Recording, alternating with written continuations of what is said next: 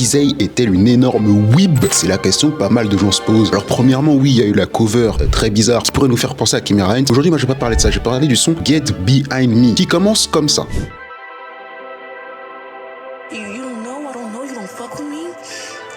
Et moi je suis obligé d'en parler parce que ça me fait penser à mon animé préféré avec ce son là.